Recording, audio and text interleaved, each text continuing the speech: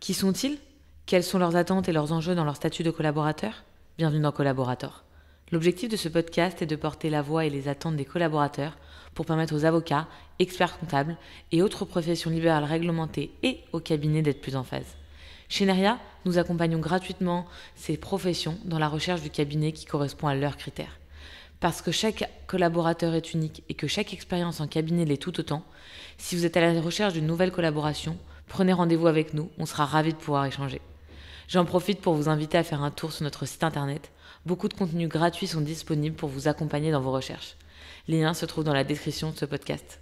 Bonne écoute! Dans cet épisode de Collaborator, je tends le micro à Guillaume Leclerc, avocat qui a passé 7 ans chez Deloitte avant de rejoindre un petit cabinet pour y développer sa clientèle personnelle. Pourquoi quitter un grand cabinet structuré où le travail est cloisonné et le staff nombreux pour plonger dans un environnement plus intimiste où l'on doit tout gérer, de la rédaction à la plaidoirie en passant par l'administratif?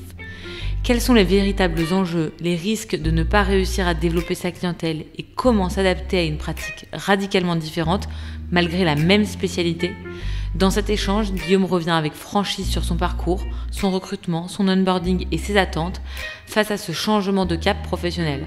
On parle rétrocession, management, formation, équilibre de vie pro et perso et surtout les conditions pour durer sans s'épuiser dans un cabinet qu'il soit grand ou petit.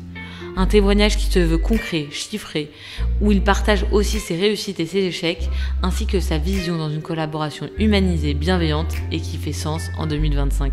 Bonne écoute! Bonjour Guillaume, merci beaucoup d'avoir accepté l'invitation dans ce podcast. J'ai voulu t'inviter pour plein de sujets, mais je commence toujours par la même question. Pourquoi déjà est-ce que tu as voulu devenir avocat? Alors j'avais plusieurs possibilités. Lorsque j'étais en faculté de droit, j'hésitais entre l'armée et l'avocature. Donc j'ai fait l'armée en réserve opérationnelle en parallèle de mes études. Et être avocat, ce qui me plaisait, c'était de porter la voix de ceux qui n'en ont pas. J'ai toujours voulu lutter contre les injustices.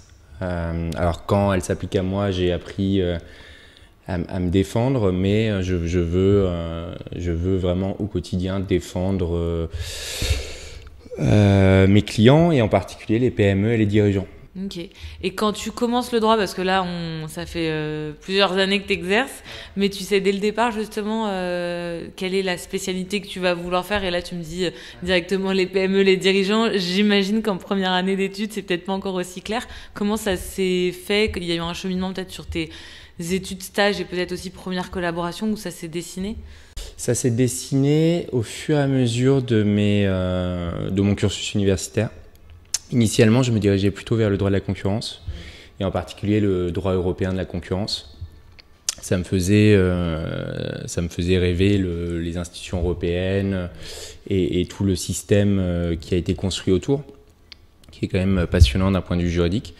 Donc je me dirigeais vers cela et en fait, en constatant justement un certain nombre d'injustices autour de moi, on m'en faisait part. Je me disais, mais c'est bien le droit de la concurrence et en particulier le droit européen de la concurrence, mais je ne me sentais pas directement opérationnel pour récupérer des fonds qui avaient été perdus, pour aider mon ami qui avait un problème avec son bailleur. Et donc j'ai voulu me diriger vers une matière un peu plus, selon moi, pratico-pratique au quotidien. Et c'est donc naturellement que j'ai dirigé mon cursus universitaire puis mes stages vers le droit commercial et en particulier les contrats commerciaux et les contentieux. Ok. Et donc ta première et très longue expérience de collaboration, assez rare pour le noter aujourd'hui, se fait dans un Big Four. Comment est-ce que tu te rappelles, si on se met quelques années en arrière, comment tu choisis ce type de structure? Quels sont pour toi justement les avantages que tu as pu en tirer et aussi les inconvénients, notamment, je le sais, liés à cette matière particulière qu'est le contentieux? Ouais. Ce qui m'a plu en rentrant dans ce cabinet, c'était la capacité, c'est ce qu'on m'a vendu et ça a été confirmé par la suite, la capacité d'intervenir à l'international. C'est vrai que généralement, dans ce genre de cabinet, tu as des réseaux. En l'occurrence, c'était un réseau mondial. On travaillait en particulier avec nos collègues et confrères en Europe Donc l'Allemagne, l'Italie, l'Espagne. Donc ce qui m'a plu, c'est ce côté international. Après, on avait un certain nombre de formations, toujours dans cet esprit international. Par exemple, le fait de pouvoir partir en séminaire pour les seniors à Prague et rencontrer nos alter ego des différents pays. Ça, c'était appréciable.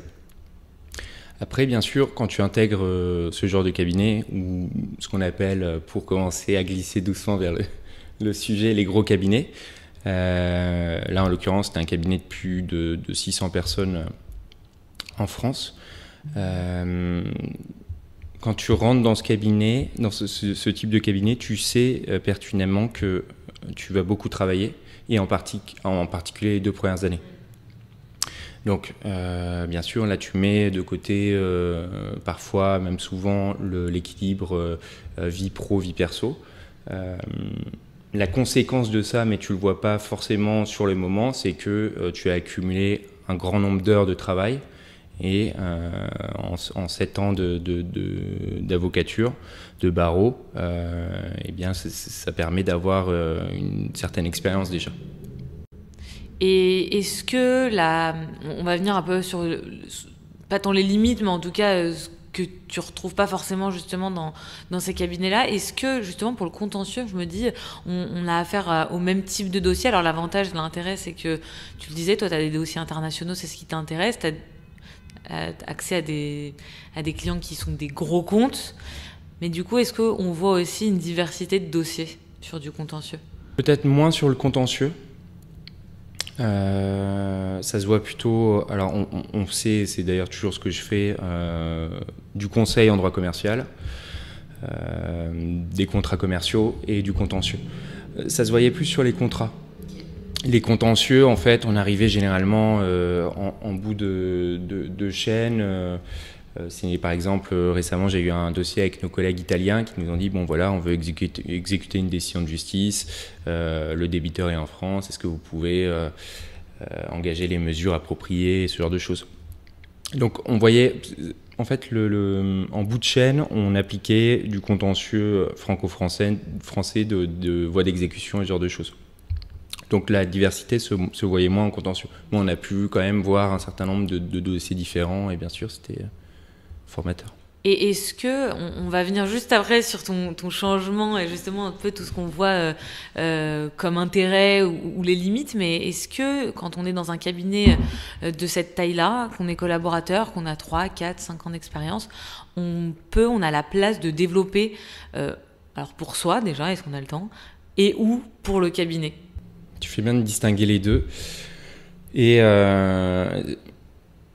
pour répondre très concrètement, non, tu n'as pas le temps.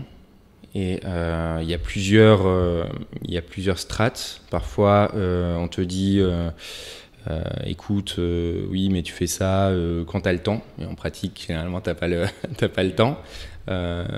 Plus rarement, parce que j'ai beaucoup d'amis qui sont dans le secteur aussi, plus rarement, ça se compte vraiment,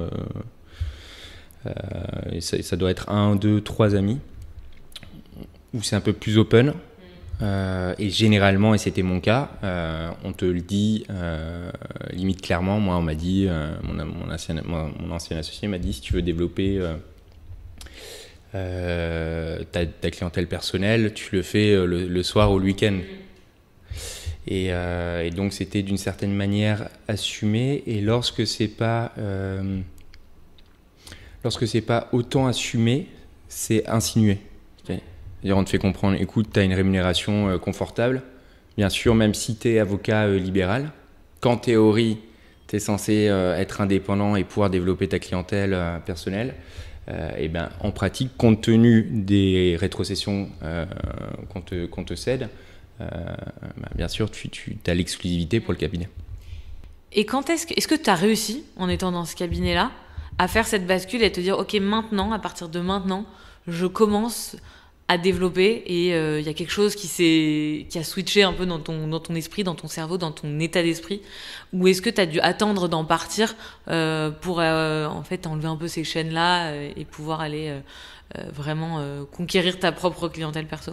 En fait, je l'ai initié, mais j'avais vraiment pas le temps de le faire. Donc je l'ai initié tout simplement par un travail de réseau. Commencer à bâtir son réseau, mais ça, pour les plus jeunes, je dirais de le faire le plus rapidement possible. Ça commence à la faculté et ensuite à l'école des avocats. Et ensuite, bien sûr, dans les premières années de collaboration et toute la vie. Donc ça, il faut l'entretenir. C'est comme en amour, en amitié, le réseau, et il faut le développer, l'entretenir. Donc je le fais le soir, le week-end, ce genre de choses.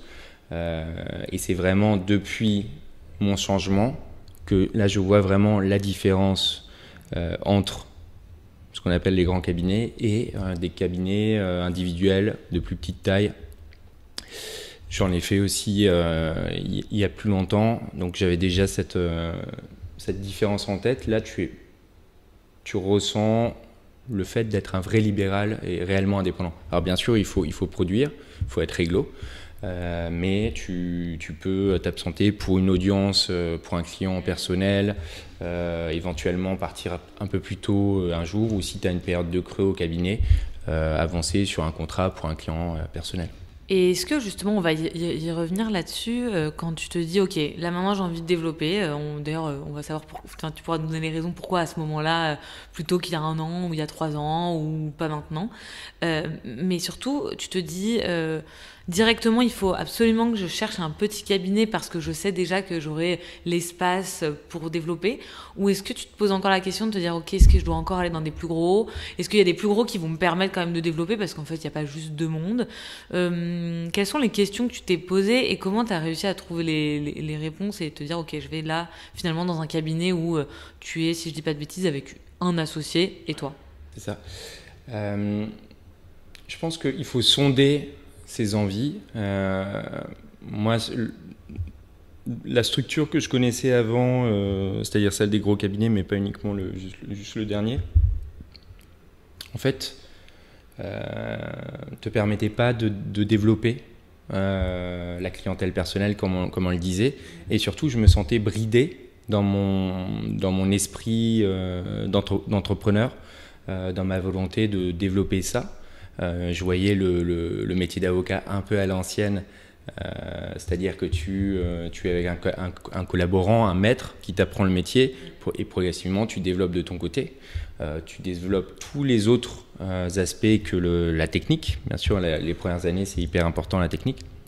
Mais être avocat, pour moi, et c'est un peu la vision historique, c'est être en capacité de gérer un jour son propre cabinet. Donc il y a le développement de la clientèle, la comptabilité, la gestion d'un cabinet au sens large, et le fait de faire rentrer des clients et donc du chiffre d'affaires, ce qui est une question bien sûr de survie. Donc en fait j'ai sondé mes envies, et étant donné que je me sentais bridé dans les structures que je connaissais, j'ai souhaité effectuer ce virage à 180 degrés. Et est-ce que ça fait pas peur lorsqu'on a passé toute sa collaboration dans un cabinet où justement on a du support, on a de l'administratif, on a des personnes qui nous aident sur les dossiers de plaidoirie, sur je sais, l'utilisation de la claire PVA ou ce genre de choses, de faire le virage à 360, de faire très certainement des choses que tu avais rarement, voire jamais touchées. Et comment on fait? C'est une très bonne question. En fait, je pense que d'une manière générale, dans la vie, il faut être proactif et chercher son indépendance. C'est-à-dire que c'est ce que j'ai fait. Il y a certains collaborateurs, j'en connais quelques-uns, qui, au bout de 7 ans, dans un département qui est censé faire du contentieux, n'ont pas manié la clé RPVA ou ne sont jamais allés plaider parce qu'il n'y a pas eu cette démarche proactive. J'ai essayé de toujours faire en sorte de maîtriser les outils que je suis censé maîtriser en tant qu'avocat. Donc ça a été comprendre comment ça fonctionne au niveau des finances, mais également utiliser la clé RPVA, commencer avec cette amorce de développement et de réseau, parce que je voulais me rendre autonome un jour. Donc ça, tu l'avais intégré dès le départ, même en étant collaborateur junior, au sein d'une structure qui pouvait te permettre de rester un peu dans tes petits chaussons. Ouais. Alors, lorsque j'étais junior, même senior, alors c'est des grades un peu particuliers des Big Four, mais en fait, là, tu as une charge de travail parfois énorme. Ça peut être, ça sera peut-être important de le dire maintenant pour la suite, 10, 12, parfois jusqu'à 15 heures de travail dans la journée et le week-end. Donc, en fait, lorsque j'étais tout jeune avocat, ma priorité, c'était de tenir le coup d'une certaine manière, essayer de suivre le rythme et me former sur la technique. J'avais cette petite idée vraiment au profond de moi, mais j'y pensais vraiment très vaguement. Et ça s'est confirmé au fur et à mesure, au bout de 4, 5 années de barreau. J'ai dit, bon, en fait, je constate en effet, et j'en connais un certain nombre aussi, d'avocats qui sont concentrés sur la technique. Et d'ailleurs, on les encourageait à faire cela. On leur disait, écoute, tu as tel grade, ta fiche de poste, d'une certaine manière, c'est de pouvoir rendre un dossier finalisé. Donc avec les recherches, etc. Le développement, je m'en occupe. Donc c'est les associés en général qui disaient ça. Mais ces personnes-là n'ont pas été formées sur le développement de la clientèle. Et un jour se retrouvent pour X ou Y raison à devoir ou à vouloir partir du cabinet. Et le souci, c'est qu'elles ont jamais amorcé ce développement. Oui, il manque une brique en fait de compétences, quoi. C'est ça. Comment on fait pour chercher les clients? En fait, ça semble simple, mais c'est toute une philosophie, une méthodologie à comprendre puis à appliquer. Et bien sûr, la concurrence est rude sur le secteur. Donc en fait, ils se retrouvent bloqués après 6, 7, 10 ans, parce que s'ils vont dans un cabinet pour être associés ou counsel, eh bien on va leur dire votre portefeuille client il est de combien? Et c'est des gros chiffres qu'on demande habituellement, ça peut être 200, 500 000 euros. Donc si tu as 0 client, la question ne se pose pas. Si tu en as 3 un peu réguliers que tu as 10 000, c'est pas assez non plus. Et de la même manière, ça s'applique aussi si tu te dis bon allez, je crée mon cave. Là c'est même pas plus important, c'est une question de survie. C'est-à-dire que si tu te lances à ton compte, tu as 0 client ou pas assez de chiffre d'affaires, ça va être problématique bien sûr. Et c'est intéressant de savoir justement, pour pas rester bloqué dans ce schéma-là, parfois ça peut être une prison dorée si on reste dans son cabinet, mais si on a envie d'en partir ou qu'on se fait un peu remercier, on est carrément bloqué. Comment toi, si on prend ton cas particulier, t'avais cet état d'esprit à te dire j'ai envie de développer, mais j'ai pas tant de temps que ça, donc j'amorce. Tu savais que tu voulais en partir pour rejoindre un plus petit cabinet ou monter ta structure, en tout cas créer quelque chose. Quand on se retrouve, qu'on a 7 ou 8 ans de barreau, qu'on a cette envie-là, on se dit c'est quoi la roadmap? Qu'est-ce qu'on va chercher si on quitte un Big Four? Qu'est-ce que toi, tu t'es dit je vais aller passer des entretiens ou toquer à la porte de cabinet? Quel type de cabinet? Pour leur demander quel type de collaboration? Pour leur demander quel type d'aménagement de tes horaires? Parce qu'encore une fois, si c'est pour quitter un Big où tu fais 15 heures par jour pour retrouver dans un plus petit cab où t'en fais quasi autant et que t'as une REM plus basse, on voit pas trop l'intérêt. T'as eu le switch, tu savais que tu voulais changer et développer ta clientèle. Comment il s'opère? En fait, justement, la roadmap, elle était assez claire depuis un certain nombre d'années. Elle s'est précisée par la suite, mais la première étape, c'est maîtriser déjà la technique. Donc, en fait, les premières années, j'ai envie de dire, il faut déjà maîtriser la base. Donc savoir rédiger une mise en demeure, conduire une procédure si vous faites du contentieux, enfin maîtriser toutes les bases techniques de votre métier, de votre spécialité. Ensuite, la deuxième étape, c'est bien sûr amorcer ce réseau. Donc ça, 2-3 premières années, j'ai fait la technique base 1. À partir de la deuxième, troisième année, j'ai commencé de loin, le week-end, etc., à développer ce réseau, à créer des amitiés qui deviennent ensuite des partenaires de travail. Et ensuite, c'est là où commence le plus difficile, c'est se rendre indépendant, comprendre comment fonctionne un cabinet. Alors déjà, c'est important dans tous les cas, Même si tu veux rejoindre une autre structure en tant qu'associé, etc. Enfin, il faut à un moment, il faut comprendre tous les rouages d'un cabinet pour pouvoir évoluer dans ce milieu-là. Et en particulier, si tu veux créer ton cabinet. Et donc là, pour faire le lien avec ce que je disais tout à l'heure, eh bien, il faut se demander, je pense que la prio 1 dans cette troisième étape, c'est comment on cherche des clients, comment on les fidélise, comment on crée du chiffre, de la valeur.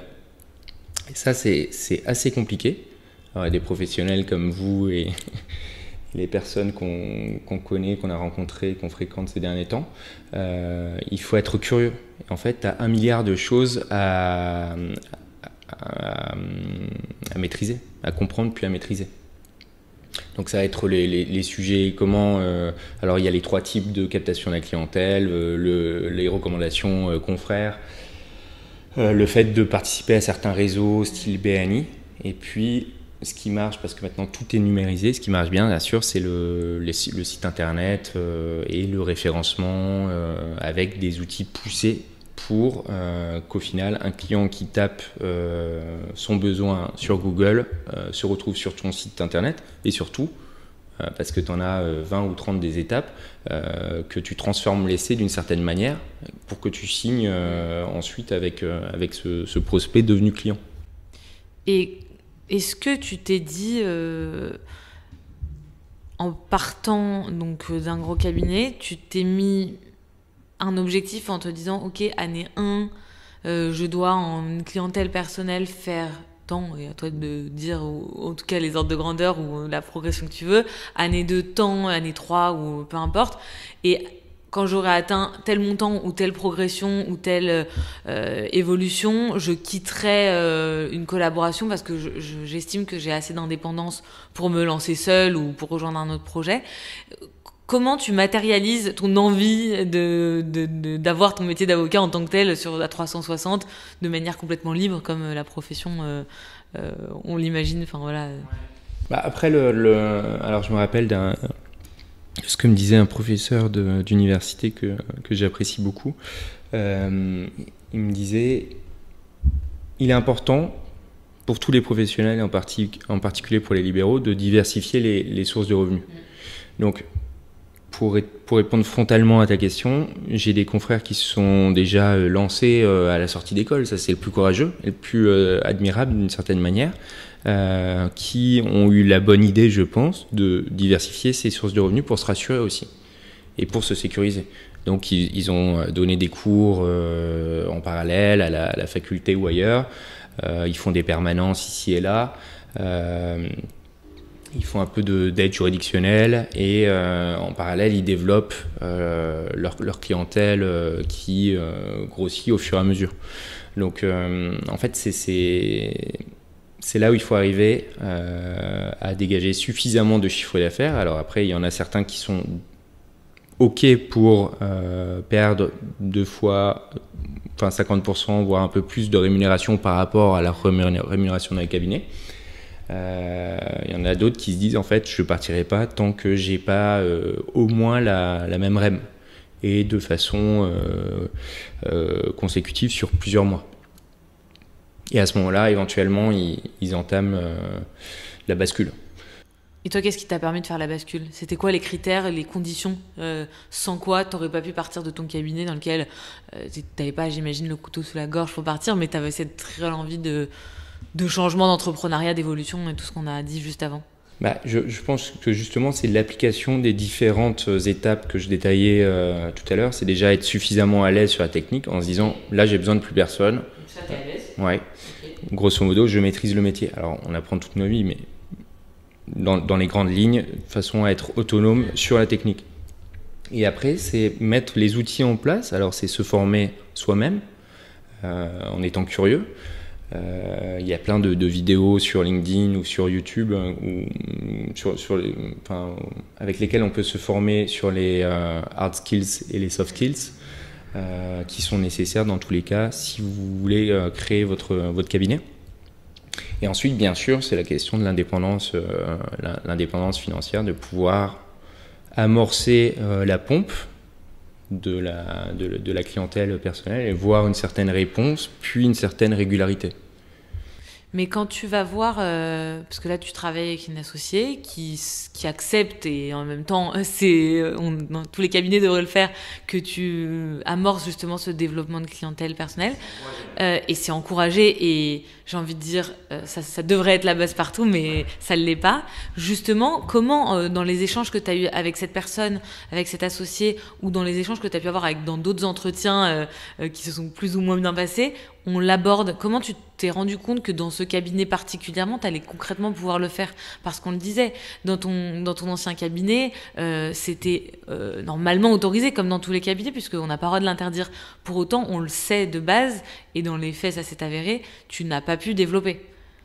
Donc comment on s'assure, même si on n'est jamais 100% sûr avant d'arriver, que ça est respecté et va pouvoir te permettre justement de changer complètement de mode de pratique? En fait, il faut être... les entretiens que j'ai passés au fur et à mesure de ma carrière se sont globalement bien passés, mais lorsque ça se passait moins bien, entre guillemets, c'est parce qu'on n'était pas alignés. Et je pense que lorsque tu es jeune collaborateur, tu poses moins facilement tes conditions lors du premier entretien. Alors que lorsque tu as 5, 6, 7 ans de barreau, en fait, tu le dis au tac au tac, tu dis, bon voilà, moi, mon projet, c'est j'aime bien le développement, j'ai un esprit d'entrepreneur, ça m'amuse et de développer, et puis j'adore rencontrer de nouvelles personnes, c'est ce que je souhaite faire. Est-ce que ça vous va ou pas? Et en effet, j'ai fait un certain nombre d'entretiens où ils me disaient, mais non, en fait, tu vas pas développer de clientèle personnelle. Alors après, il n'est pas nécessaire, je pense, de rentrer dans des débats avec ces personnes-là, de dire que c'est illégal tout simplement, contraire au RIN et ce genre de choses, parce que l'esprit de la collaboration, initialement, il était bon. C'était ce que j'expliquais tout à l'heure. Tu travailles chez un maître, il t'apprend le métier, tu fais ses dossiers, au fur et à mesure, il t'apprend les différents rouages du métier, et un jour, tu prends ton envol. Donc, tu dois avoir de mes discussions avec plusieurs personnes, notamment de l'ordre, des avocats. Dans l'idée, c'est d'avoir une demi-journée, une journée par semaine, par exemple. Donc là, c'est clairement pas respecté dans pas mal de cas. Et pour reprendre l'exemple un peu plus récent, lorsque tu retrouves de nouveaux partenaires, eh bien, l'idée, c'est d'avoir cette franchise en disant eh bien, moi, je veux développer, je veux avoir un petit peu de temps pour le faire. Est-ce que c'est OK? Et en l'occurrence, moi, ça a été porte ouverte sur pas mal de partenaires. Donc, tous les feux étaient ouverts. Je me sentais vraiment aller dans la bonne direction. En fait, c'est dès le départ désamorcer ce sujet, qu'il ne soit ni tabou, et en fait, on gagne aussi du temps sur des process sur lesquels, si on n'est pas aligné, même si le fond du droit convient, on dit merci, au revoir et bonne journée, quoi. Très clair. Et est-ce que, si tu te replaces un peu quelques années en arrière, cette posture-là, tu penses qu'un collaborateur plus junior, qui n'a pas encore toutes les armes pour développer vraiment à 100%, et peut se permettre de l'avoir dans des entretiens où justement à chaque période de collaboration, sa posture et le management en fait finalement qu'on demande à un associé quand on a 1-2 ans d'expérience, c'est pas le même qu'à 7-8 ans, et donc en fait on peut pas tout se permettre en fonction de sa seniorité. Non, mais en fait ça dépend. Moi je l'ai vu encore récemment, il y a des avocats tout jeunes, certains sont même encore élèves avocats, ils vont prêter serment. Et dans le cadre d'entretien, on leur dit bon voilà, c'est le tarif UJA, alors qu'il y a 4000 et quelques bruts, 4004 je crois ou 4006.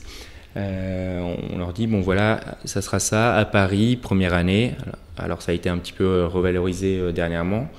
Faut diviser grosso modo par 2, donc c'est pas énorme à Paris, mais par contre voir des juniors, des jeunes avocats embrayer directement en disant bon d'accord, pour ce prix-là, en fait moi je veux jouer le jeu de la collaboration libérale.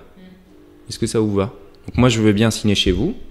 À Paris, je vais pas vivre comme un prince avec cette rétrocession, mais je suis un entrepreneur, je veux développer immédiatement et essayer de compenser la rémunération un petit peu en deçà du marché avec du perso. Donc si je comprends entre les lignes, le prix de la liberté, c'est d'avoir une rétrocession pas trop élevée, en tout cas moins élevée que dans des cabinets où on fait des horaires de dingue, qui permet de justifier le fait d'avoir un peu plus de temps libre. À l'inverse, quand on est dans un cabinet, on en connaît de plus en plus, les anglo-saxons, les américains, les très gros français, ou même parfois les bigs, même s'ils sont pas les plus rémunérateurs du marché. Mais quand on a une rémunération à plus de 100 000 euros en première année, on n'est pas légitime en fait à demander de pouvoir développer et d'avoir du temps pour développer. Bien sûr. Il est sous-entendu à ce niveau de rétrocession que c'est du plein temps, enfin entendu façon salariat. Et est-ce que, on le disait, on s'en disait avant d'allumer les micros, au cours de tes entretiens, t'as entendu, et on pourra en parler juste après, plein de montants qui sont demandés en termes de chiffre d'affaires pour pouvoir devenir associé dans un cabinet. Il y a quand même une certaine difficulté qui se pose quand on se dit il nous faut 200, 300, 400, 500 000 euros, voire plus que ça, pour devenir associé dans un cabinet. Sauf qu'en fait, il faut sortir des très gros pour passer associé dans ces cabinets, mais pour autant, on vient de le dire, on n'a pas le temps de développer. C'est une équation qui, pour moi, me paraît difficile parfois à résoudre. Est-ce que, même si j'ai des petites clés, est-ce que ce côté avocat, dans toute cette période de questionnement avec les entretiens que tu as passés, tu as trouvé un peu cette solution? Comment on fait?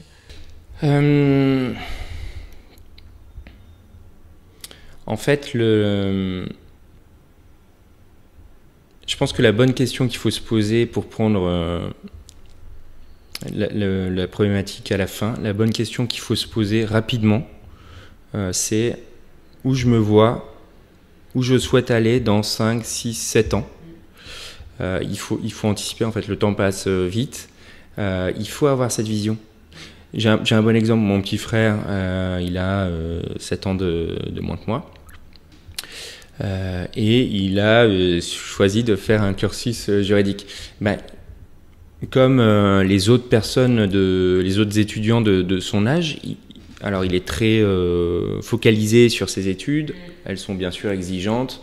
C'est assez lourd, surtout quand tu fais des doubles diplômes en même temps, etc.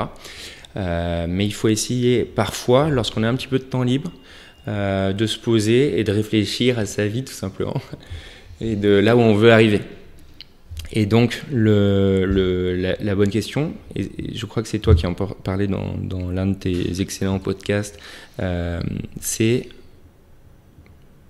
où est-ce que je veux placer le deal au début de ma collaboration, au bout de 5 ans, au bout de 10 ans, au bout de 15 ans.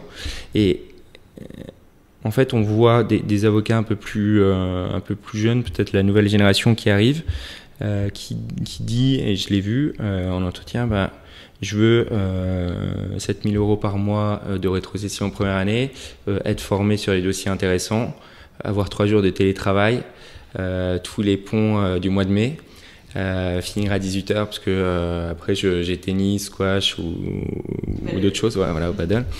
Et en fait, on sait que si on accepte un contrat de première année à 100 000 euros, on va travailler comme un fou, et éventuellement le week-end, etc. Si on intègre un plus petit cabinet, on sait qu'on va potentiellement voir les choses différemment, être formé sur d'autres matières. Dans les plus petits cabinets que j'ai vus récemment, juste pour faire ce parallèle-là, les stagiaires, par exemple, à la fin de leur stage de 6 mois, ils auront vu toutes les audiences possibles devant les juridictions parisiennes et parfois en région. Ils auront vu à peu près tous les documents, les actes contentieux, alors que dans certaines structures, et ça a été le cas de récits d'amis de mon frère, ils font uniquement des recherches juridiques qui sont très semblables. Voilà. Ils vont être en fait segmentés et ça va être un peu moins riche. Il ne faut pas faire de généralité. Et d'ailleurs, je pense que c'est l'idée à retenir de ce podcast en général, mais de sortir les grandes tendances. Et c'est vrai que ces tendances existent. Des fois, c'est accepter d'être un petit peu moins bien payé pour pouvoir être un peu plus libre, tout simplement. Ouais, c'est ce qu'on disait juste avant. Ouais, c'est ça. C'est le prix de la liberté.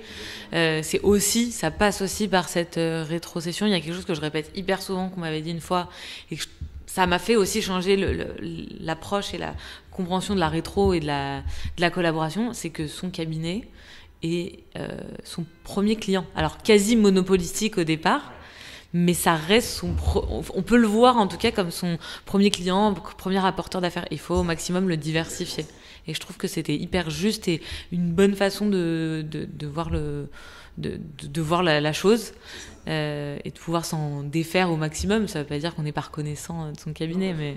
Et tu vois, juste pour finir sur ce sujet intéressant, j'ai des amis qui ont commencé à un niveau de rétrocession très élevé. Et bien là, si on t'appelle le samedi midi, tu avais prévu pareil d'aller au paddle, on t'appelle, on dit ouais, voilà, il faut finir la due deal, tu vas pas pouvoir dire non en fait, concrètement. Alors que si tu es payé 2 fois moins, eh bien il y a ce jeu de négociation qui rentre en ligne de mire. Très clair. Comment, si on regarde justement, alors je fais jamais l'affront d'aller jusqu'à 15 ans parce que c'est un peu étourdissant, mais maintenant que, enfin 15 ans en avant, mais comment maintenant que t'es parti d'un gros cabinet, t'as quand même une vision et un objectif de développement de ta propre clientèle et voilà, t'es dans la démarche d'être l'avocat de A à Z sur tous les aspects de l'entrepreneuriat que ça peut comprendre. Comment tu te projettes? C'est quoi tes objectifs? Chiffrés, mais même aussi en termes de vision, ce que tu as envie d'atteindre, les délais que tu te mets en tête, c'est quoi un peu le plan? Le plan, en fait, il faut avoir un plan, mais être prêt à ne pas le voir s'exécuter comme prévu. Oui, c'est trop facile. Voilà. Et donc, mon plan, c'est bien sûr de gagner cette autonomie. Ça passe par le développement de la clientèle. Donc là, tu rejoins un certain nombre de groupes sympas, comme moi, en l'occurrence, l'ACE. Ça s'appelait anciennement l'avocat conseil en entreprise, enfin aux entreprises. Et donc, J'ai eu Laura Mancini sur ce podcast. Ce soir, on la salue. Et donc tu te rends indépendant financièrement. Tu cherches à créer, là je l'ai vu récemment, à peu près à mon niveau de seniorité, 6-7 ans de barreau. En fait, il y en a beaucoup qui commencent à se lancer plus ou moins tout seuls, ou sont dans des vraies collaborations entre guillemets, mais ont des espèces de réseaux informels avec leurs amis de première année qui font, moi en l'occurrence je travaille avec un bon ami qui fait du droit du travail, l'autre qui fait du corporate M&A, et on se complète, et parfois on intervient sur des clients perso en full service. Et puis l'idée, c'est, comme je le disais tout à l'heure, de diversifier un peu ses sources de revenus. Donc je donne aussi des cours de temps en temps à l'université, ce genre de choses, et d'essayer de développer sa clientèle. Alors moi je suis d'origine alsacienne, mais en Alsace, je ne sais pas pourquoi, mais j'ai également développé un petit peu à Bordeaux par la force des choses et de rencontres, et puis bien sûr à Paris. Mais l'idée là actuellement, pour prendre vraiment l'instant présent, on n'arrive jamais à tout anticiper, et il y a des choses bien sûr que je voyais sur du moyen long terme, mais en fait tu te rends compte que tu as grillé un petit peu les étapes, et c'est le cas en fait du positionnement. Alors j'ai pu en parler avec Valentin et Louis, que tu connais bien. J'ai pris plusieurs semaines pour me poser la question de ce positionnement, parce que beaucoup d'avocats, lorsqu'ils passent sur des cabinets plus individuels, voire leur cabinet, sont tentés de dire je vais tout accepter. Mais déjà c'est pas rentable, parce que si je prenais par exemple du fiscal, actuellement j'y connais rien, je vais prendre un dossier en fiscal, je vais passer 10 heures dessus. Quand un fiscaliste aurait passé 1 heure dessus, c'est pas rentable pour moi. Donc en fait, il faut choisir ses combats et choisir un bon positionnement par rapport à la technique que tu as développée les premières années, ce que tu sais faire pour gagner du temps et être rentable. Et puis ensuite pour se défaire de la concurrence, se démarquer. Ouais. Et puis faire des choses qui nous plaisent, mine de rien. Et donc là, c'est là où j'en suis actuellement. Cette réflexion sur le positionnement, etc. Et en fait, ça a l'air simple, mais c'est beaucoup plus compliqué que ça. Ouais, c'est vraiment la base de tout ce que tu vas pouvoir développer derrière. en mettant une petite, un petit frein positif là-dessus, on peut toujours changer, faire évoluer. Il y a aussi ce qu'on affiche et ce qu'on fait derrière. Donc pas de pression non plus. Et comme on disait, entre ce qu'on affiche aujourd'hui et ce qui se passera dans 5 ans, il y a pas mal de mouvements. Ma dernière question, je me pose, on l'a un peu touché du doigt tout à l'heure.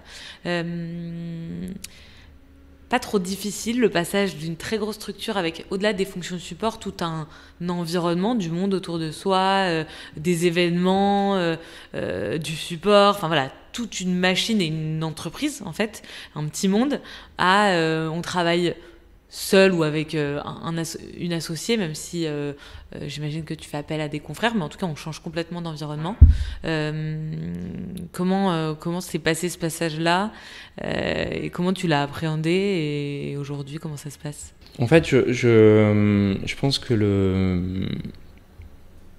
la principale problématique, c'est de s'être rendu autonome sur la gestion du cabinet, d'avoir pris ce réflexe bien en amont, au cas où. Après, je le vis plutôt bien, parce que c'est ce vers quoi je me dirigeais, je pense, progressivement. Et après, c'est pas désagréable, lorsque tu as la personnalité qui correspond, en fait, tu as l'impression vraiment de sortir de ce carcan et d'être libre, d'avoir été bridé avant, et là, enfin pouvoir t'exprimer et faire les choses à ta manière. Donc c'est passionnant. Après, c'est pas donné à tout le monde, et c'est ok. Il y a des gens qui sont introvertis, qui n'aiment pas faire ça. J'ai vu aussi des très bons techniciens du droit, donc des collaborateurs qui veulent grosso modo rester collaborateurs toute leur vie, parce qu'ils préfèrent la technique des dossiers, et ça se tient. Mais ils n'ont pas la volonté de développer le commercial, la clientèle, ils n'ont pas cet esprit d'entrepreneur qui est nécessaire pour devenir associé, je pense, dans tous les cas, ou être à son compte. Donc en fait, ils resteront collaborateurs, ou ils iront en entreprise en étant juristes, ce genre de choses. Donc en fait, c'est aussi une question, c'est pas trop dur, parce que c'est une question aussi de personnalité, et bien sûr une détermination, etc. Mais ça, c'est propre à chacun. Moi, j'ai fait beaucoup de sport, j'en fais encore beaucoup. Je pense que ça va aussi avec l'esprit sportif d'aller toujours plus loin. Mais là, je suis avocat, mais j'aurais pu faire ça dans un autre domaine aussi. Donc, ouais, c'est ça. Peut-être que je changerai d'ici là, mais je pense que c'est ça l'idée à garder en tête. Ouais. Trop chouette. J'ai hâte de suivre tout ça, de voir où t'en seras, combien de temps ça va prendre, même si c'est un travail de toute une vie. Merci beaucoup pour ton partage et ce parcours qui, je pense, et j'en suis assez persuadée parce que j'ai beaucoup d'avocats au téléphone, va pouvoir en inspirer, se dire c'est possible et il faut oser le faire en tout cas, et ça pourra apporter que des belles choses. Merci beaucoup pour ton invitation, et puis on verra la suite. C'est la fin de l'épisode du jour. J'espère qu'il vous a plu. Vous pouvez découvrir nos contenus, podcasts et articles directement sur le site www.neria-recrutement.fr. Et si certains sujets vous intéressent particulièrement ou que vous souhaitez entendre certains avocats en priorité, n'hésitez pas à nous le dire en commentaire. À très vite!